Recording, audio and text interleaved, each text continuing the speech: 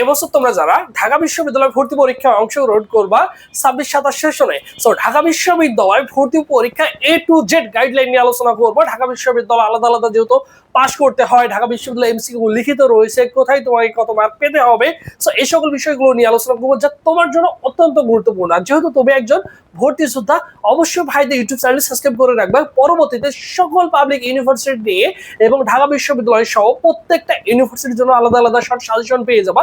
যেহেতু তুমি একজন ভর্তি যোদ্ধা, সামনে তুমি ভর্তি পরীক্ষায় অংশগ্রহণ করবা, অন্তত ভাইদের ইউটিউব চ্যানেল সাবস্ক্রাইব করে রাখাটাই হচ্ছে বুদ্ধিমানের কাজ হবে।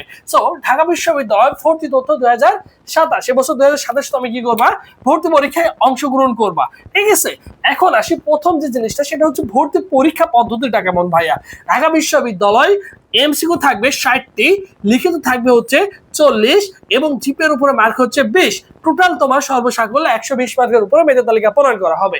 এখন কথা হচ্ছে যে ভাইয়া, এই যে 160টা এমসিকিউ, এই 60টা এমসিকিউ থাকবে তোমার তোমার যে 4টা সাবজেক্টের, যদি physics, chemistry, math, biology answer করো, আবার যারা বাংলা ইংলিশ জিকে আনসার করবো মানবিকের, সো 60টা থাকবে। ঠিক আছে, এরপরে যদি আমরা ঢাকা বিশ্ববিদ্যালয় আসন সংখ্যাটা চিন্তা করি না, তার আগে তোমাকে একটা ইনফরমেশন দিই, যে হচ্ছে জিপিএ মার্কটা হচ্ছে দেখো এসএসসি প্লাস এইচএসসি, তোমার যে দুইটা মিলে যে জিপিএ হবে, সেটাকে তুমি কি করবা, 2 দিয়ে গুণ করে দেখবা যে এখানে কত আছে, 20-এর মধ্যে কত আছে, তাহলে তুমি জেনে যাবা। আরেকটি কথা বলি, আসন সংখ্যা দেখো, এই ইউনিটে আসন সংখ্যা রয়েছে ঢাকা বিশ্ববিদ্যালয় 1851টি, বি ইউনিটে রয়েছে হচ্ছে 3019টি, সি ইউনিটে রয়েছে হচ্ছে 1050টি। এই ইউনিটে আসন সংখ্যা দেখো 1851টি রয়েছে। বি ইউনিটে সায়েন্স, আর্টস, কমার্স সকলেই পরীক্ষা দিতে পারে, সকলের জন্য আসন সংখ্যা রয়েছে বি ইউনিটে। সি ইউনিটেও কিন্তু ছেলেমেয়ে সায়েন্স, আর্টস, কমার্স সকলেই পরীক্ষা দিতে পারে। এরপর আসে ভর্তি পরীক্ষায় পাস মার্ক। হ্যাঁ, ঢাকা বিশ্ববিদ্যালয়ে তোমাকে কিন্তু আলাদা পাস করতে হবে। তো সেই ক্ষেত্রে দেখো, এমসিকিউতে 60-এর মধ্যে মিনিমাম তোমাকে 24 পেতে হবে এবং লিখিত পরীক্ষায় 40-এ তোমাকে মিনিমাম 12 পেতে হবে। এখন বলতে পারো যে ভাইয়া, এই যে 24 প্লাস হচ্ছে 12, টোটাল যোগ করলে হয় 36। এখন দেখো, এই 36-এ তুমি কিন্তু পাস করতে পারবা না। টোটাল আমার শর্তে তোমার হচ্ছে মিনিমাম 100-তে মিনিমাম তোমাকে 40 পেতে হবে। এইটা হচ্ছে ঢাকা বিশ্ববিদ্যালয়ের কন্ডিশন। এখন এই যে ঢাকা বিশ্ববিদ্যালয় এই ইউনিটে তুমি যদি একটা আসন সুনিশ্চিত করতে চাও, সায়েন্সের ক্ষেত্রে মোটামুটি 55 প্লাস হচ্ছে মার্ক পেতে হয়। ঠিক আছে, 100-এর মধ্যে 55 প্লাস মার্ক পেলে তুমি কিন্তু চান্স নিশ্চিত করবা। এরপর দেখো, বি ইউনিটে তোমার এখানে যদি চান্স নিশ্চিত করতে চাও, মোটামুটি 60 প্লাস টার্গেট রাখবা। ঠিক আছে, 60 প্লাস টার্গেট থাকলে মোটামুটি ভালো সাবজেক্ট পাবা। সি ইউনিটের ক্ষেত্রেও তুমি যদি চিন্তা করো, সি ইউনিটে 100-এর মধ্যে তুমি 60 প্লাস টার্গেট রাখলেই ঢাকা বিশ্ববিদ্যালয় তোমার একটা আসন সুনিশ্চিত অনায়াসে হয়ে যাবে। বিগত বছরগুলোতে আমরা দেখেছি এরকম মার্ক হলেই তোমাদের কিন্তু চান্স হয়ে যায়। আরেকটি কথা বলি, ঢাকা বিশ্ববিদ্যালয় সকলের শিক্ষার্থীদের কিন্তু রিটেন খাতা চেক করা সম্ভব না, কারণ ঢাকা বিশ্ববিদ্যালয় অনেক ছেলে মেয়ে পরীক্ষা দেয়।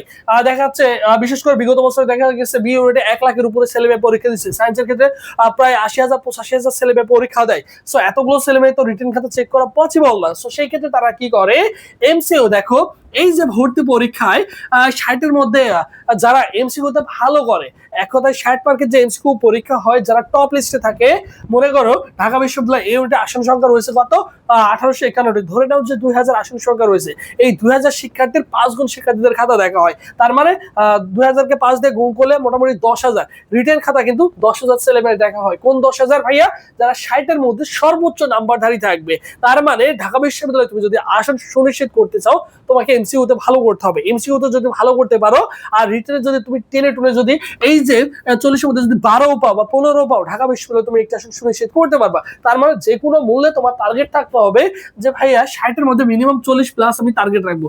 40 প্লাস রাখলেই দেখা যায় তোমার ঢাকা বিশ্ববিদ্যালয়, আর বাকি 15 মার্ক যদি তুলতে পারো, 40-এর সাথে যদি আর 15 যোগ করতে পারো, তাহলে দেখা যায় তোমার কিন্তু অনায়াসে 55 মার্ক তোমার কিন্তু হয়ে যাচ্ছে। তার মানে তুমি টার্গেট রাখবা যে কোনো মূল্যে ভাইয়া 60-এর মধ্যে 40-এর কাছাকাছি বা 40 প্লাস যদি তুলতে পারো বা 35 প্লাস তুলতে পারো, সেক্ষেত্রে তোমার চান্স পাওয়ার পসিবিলিটি অনেক অনেক গুণে বেড়ে যাবে।